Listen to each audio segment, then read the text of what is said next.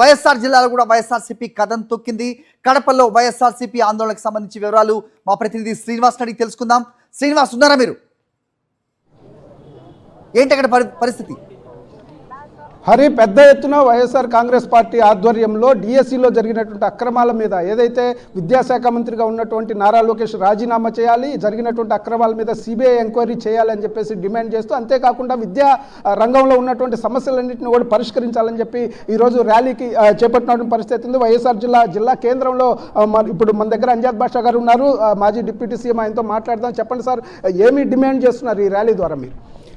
నిజంగా మా యొక్క డిమాండ్ ఏంటంటే, ఏదైతే ఈ రాష్ట్రంలో జరిగిన మెగా డిఎస్సి ఒక దగా డిఎస్సిగా మారిపోయిన పరిస్థితిలో, ఎందుకంటే పూర్తిగా అక్రమాలు జరిగాయి, అవినీతి జరిగిందని చెప్పి సాక్ష్యాధారాలతో నిరూపించడం జరిగింది. కానీ ఈ ప్రభుత్వంలో ఎలాంటి చలనం లేదు.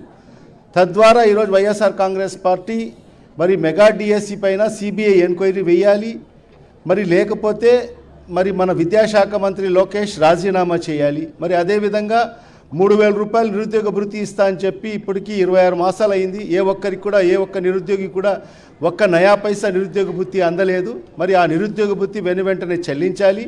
మరి అదేవిధంగా ఫీజు రియంబర్స్మెంట్కు సంబంధించి 10,000 కోట్ల రూపాయలు బకాయిలు ఉన్నాయి, అది కూడా వెంటనే చెల్లించాలన్న ప్రధానమైన డిమాండ్తో వైఎస్ఆర్ కాంగ్రెస్ పార్టీ అన్ని నియోజకవర్గ హెడ్ క్వార్టర్లలో మరి ఈరోజు ఈ ర్యాలీకి మరి పూనుకోవడం జరిగింది. కానీ ఇవాళ నిన్న రాత్రి నుంచి నోటీసులు ఇస్తున్నారు, ర్యాలీకి అనుమతి లేదు అని చెప్తున్న పరిస్థితి ప్రతి ఒక్క కార్యకర్తకి ఏదైతే ఇస్తున్నటువంటి పరిస్థితి. నిజంగా ఇవాళ ఈ రాష్ట్రంలో చూస్తూ ఉంటే రెడ్ బుక్ పరిపాలన అమలు అవుతూ ఉన్నట్టు పరిస్థితి స్పష్టంగా కనిపిస్తూ ఉంది. ఒక ప్రజాస్వామ్య దేశంలో ప్రజాస్వామ్యబద్ధంగా ఈరోజు ముందు వాళ్లకు తెలిపి ఫలానా ఈరోజు వైఎస్ఆర్ కాంగ్రెస్ పార్టీ మరి ఆధ్వర్యంలో ర్యాలీ నిర్వహించడం జరుగుతుందని చెప్పి మరి ముందస్తుగా వాళ్లకు తెలియపరిచినా కూడా మీకు పర్మిషన్ లేదని చెప్పి రాత్రంతా కూడా వైఎస్ఆర్ కాంగ్రెస్ పార్టీ నాయకుల ఇంట్ల కాడికి వెళ్ళి వాళ్లకు భయభ్రాంతులు చేసి వాళ్ళకందరికీ కూడా నోటీసులు ఇచ్చిన పరిస్థితి. ఇలాంటి నోటీసులు ప్రతి ఒక్క నాయకునికి కూడా ఇవ్వడం జరిగింది.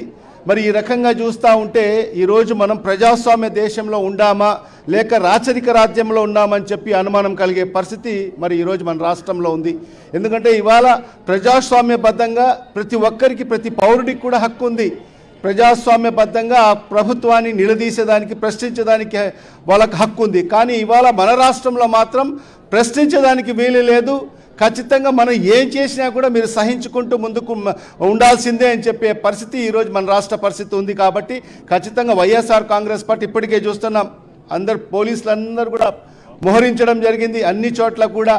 మరి ఏ రకంగా అంటే కడప నగరంలో ఒక భయానక వాతావరణాన్ని సృష్టించడం జరిగింది. ఎవరు కూడా ఈ ర్యాలీలో పాల్పంచుకోకూడదు, ర్యాలీలో పాల్పంచుకుంటే మీ అందరి మీద కేసులు పెడతామని చెప్పి ఈరోజు భయభ్రాంతులకు గురి చేసే పరిస్థితి ఉంది. మరి ఇవాళ ఒకటే చంద్రబాబు నాయుడు గారికి చెప్తున్నాను, ఇంకోటి మా నోటీసులు ఏమి ఇచ్చారంటే 30 యాక్ట్ ఉందని చెప్తున్నారు. కానీ మొన్న మరి ఏదైతే డిఎస్సి నియామక పత్రాలు ఇచ్చిన టీచర్లతో అంతా కూడా కర్నూలు నగరంలో వేలాది మందితో మరి కర్నూలు నగరంలో వాళ్ళకందరి చేత ర్యాలీ చేసినప్పుడు ఆ 30 యాక్ట్ అమల్లో లేదా? అంటే మీ ప్రభుత్వంలో మీరు చేయాలనుకుంటే 30 యాక్ట్ ఏం అమలు ఉండదు.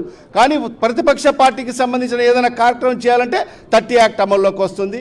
ఎలాంటి కూడా ప్రతిపక్ష పార్టీలు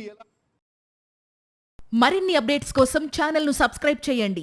నోటిఫికేషన్స్ కోసం బెల్ ఐకాన్ పై క్లిక్ చేయండి.